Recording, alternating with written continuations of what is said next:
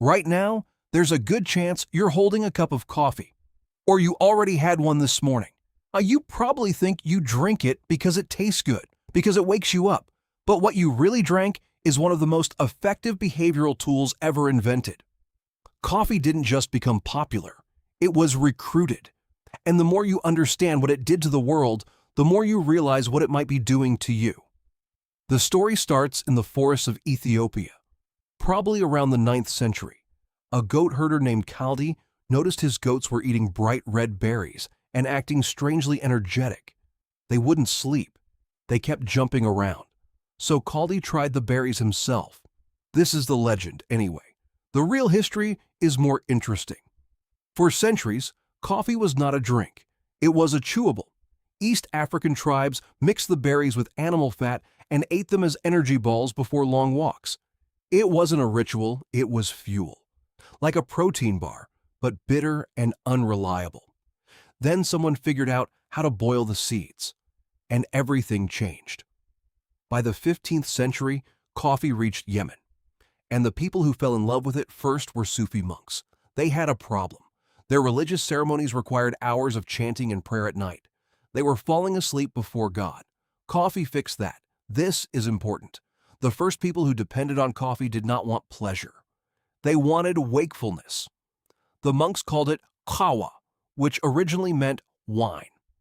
They were looking for a substitute that wouldn't break their religious rules. They found something better than wine for their purposes, something that sharpened the mind instead of dulling it. And from the very beginning, the people in power noticed. By the 1500s, coffee houses opened in the port city of Mocha in Yemen. They were called schools of the wise because they were the first public places where men could gather, talk, and stay awake for hours. This sounds nice, but it terrified rulers. In 1511, the governor of Mecca banned coffee. He called it the drink of rebellion. In Cairo, coffee was briefly banned too. The Ottoman Sultan Murad IV eventually made it punishable by death. Think about that, the death penalty. For a drink, why were they so scared? Because coffee houses let people think together, in public, for free. That was dangerous. The bans failed. Coffee spread. And the first thing it did wherever it went was build a new kind of public space. Coffee arrived in Europe in the 1600s. At the time, the continent ran on beer and wine. A normal Londoner started the day with weak beer. A Frenchman might have wine with breakfast. People were not sober. They were mildly drunk all day. And that was fine, because the work didn't require much precision. Then coffee showed up. And suddenly, large groups of men could sit in a room and think clearly at the same time. In London, Lloyd's Coffee House became the center of the shipping insurance industry. In Paris, the Café Procope hosted Voltaire, Rousseau, and revolutionaries who would later overthrow the monarchy. In Oxford, a coffee house was the original meeting place of the Royal Society. Isaac Newton and Edmund Halley met there. Coffee didn't just wake people up, it rewired the social architecture of an entire continent. Historians like Tom Standage argue that coffee houses were the internet of the 17th century, fast, public, and addictive. But the real revolution was not philosophical, it was industrial. By the 1700s, Europe was changing. Factories were being built, machines were getting faster, and the people who owned those factories had a problem. Workers who drank beer moved slowly. Workers who drank coffee moved quickly, and they could tolerate boring, repetitive work for longer. This is not a metaphor. In the 19th century, British employers began supplying free tea and coffee to factory workers as a productivity measure. It was cheaper than raising wages.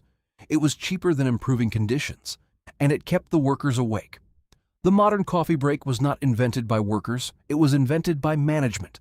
In 1902, the New York City Barstow Bunker Company installed the first company-funded coffee break room. By the 1940s, the War Labor Board officially recommended coffee breaks to boost wartime production. It worked. Output rose, and coffee became part of the American workplace as if it had always been there.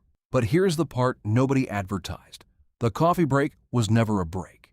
It was a refill. Today, Global coffee is an industry worth over $460 billion. It is the second most traded commodity in the world, after oil. And the business model depends on one simple fact: you need it tomorrow too. Caffeine is a psychoactive drug. It blocks the neurotransmitter that tells your brain you are tired.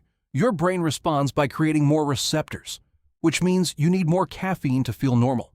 This is called tolerance, and it is the business model. The global coffee industry does not just sell a drink. It rents you the feeling of being yourself. And the most profitable part is the part you feel guilty admitting. Without it, you're slower, meaner, and foggy. That fog is withdrawal. And it is one of the most socially accepted addictions on earth. The cup on your desk is not a treat, it is maintenance. But none of this is an accident. The modern coffee industry was built by people who studied how to make you need it. In 1907, a man named Joel Cheek sold his coffee blend to the Maxwell House Hotel in Nashville. He hired a president to taste it. Theodore Roosevelt reportedly said it was good to the last drop. That became a slogan for decades. In the 1920s, the Pan American Coffee Bureau ran ads teaching Americans that coffee was necessary for digestion, personality, and patriotism. In 1952, they popularized the phrase "coffee break itself." They turned a pause into a product. In the 1990s, Starbucks did something else. They stopped selling coffee and started selling the coffee shop as a third place. Not home, not work. A place where you would spend money just to sit. They put caffeine into a lifestyle and then sold the lifestyle back to you. Then came energy drinks, caffeine pills, and pre-workout powders. The dose went up. The packaging changed, the dependency stayed. Today, the average American consumes more than 200 milligrams of caffeine per day. Many consume far more. So here's the full picture. In the forests of Ethiopia, a goat herder noticed that red berries made his goats jumpy. In Yemen, monks drank it to stay awake through all-night prayer. In the coffee houses of the Ottoman Empire, it became a threat to authority. In Europe, it replaced alcohol as the fuel of conversation, science, and revolution. In the 19th century, it became a tool for making factory workers more productive for less money. In the 20th century, advertisers taught you to want it. In the 21st, corporations learned to sell you the identity around it. Coffee is not just a drink. It is the longest-running labor and attention management system in history. And every morning, when you reach for it, you are not making a free choice. You are continuing a contract that was signed centuries before you were born. This is not a rant against coffee. Coffee is useful. It is delicious. It has saved lives and started movements. But useful things can also be traps, especially when someone else profits from the loop. The question is not whether coffee is good or bad. The question is whether you are drinking it because you chose to or because you were designed to. Because the same impulse that made a goat herder try a red berry in Ethiopia is now making you queue at a Starbucks before work. The same chemical that kept monks awake before God is now keeping you awake before a spreadsheet. The same drink that powered revolutions is now powering email. And the same system that once terrified sultans is now so ordinary that you barely notice it. You were not born tired. You were born into a world that keeps you tired, then sells you the cure. And the cure is not the problem. The problem is the contract you never read. So tomorrow morning, when you reach for that cup, remember, you are not just waking up, you are joining the longest shift in history. And the coffee is free, but the attention you pay is not. Same drink, new cage, same monkey.